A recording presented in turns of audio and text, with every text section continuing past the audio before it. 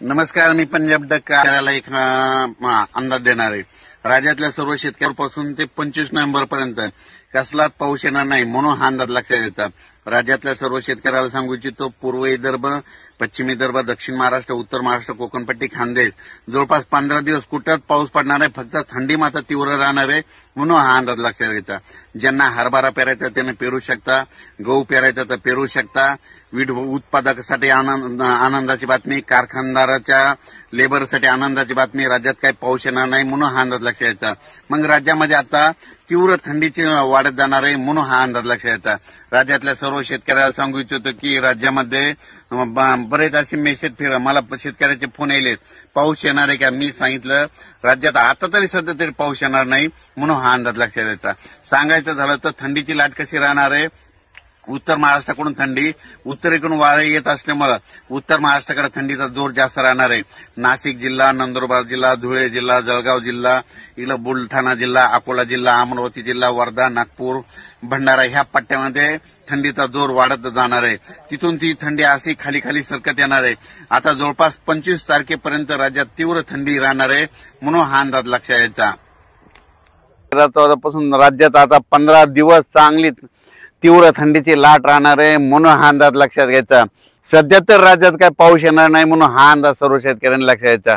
राज्यात सांगायचं झालं तर पूर्व विदर्भ, पश्चिम विदर्भ, दक्षिण महाराष्ट्र, उत्तर महाराष्ट्र, कोकणपट्टी, खानदेश, मराठवाडा सगळीकडे म्हणजे असे 15 दिवस तीव्र थंडीची लाट राहणार आहे म्हणून हा अंदाज सर्व शेतकऱ्यांनी लक्षात घ्यायचा। ज्यांना गहू पेरायचा तर पेरू शकता, चना देखील पेरू शकता। त्याच्यानंतर राज्यातले सर्व मका काढायचे असेल तर ते देखील काढू शकता। म्हणजे सर्व शेतकऱ्यांसाठी आनंदाची बातमी, तीव्र थंडीची लाट येणार आहे। राज्यात थंडी वाढतच जाणार आहे म्हणून हा अंदाज लक्षात यायचा। राज्यात सध्या तरी 15-20 दिवस काही पाऊस येणार नाही म्हणून हा अंदाज लक्षात यायचा।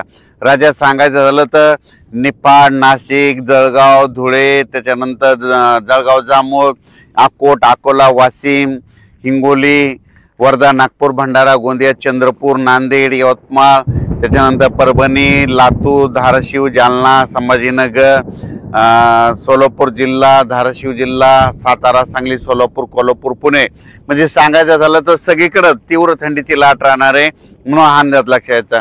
राज्यात सध्या तरी पावसाचं असं वातावरण नाही म्हणून हा अंदाज देखील सर्व शेतकऱ्यांनी लक्षात घ्यायचा। राज्यातल्या ऊसतोड कामगारासाठी आनंदाची बातमी, राज्यात सध्या तरी पावसाचं वातावरण नाही, अवकाळी सध्या पाऊस काही येणार नाही म्हणून हा अंदाज लक्षात घ्यायचा।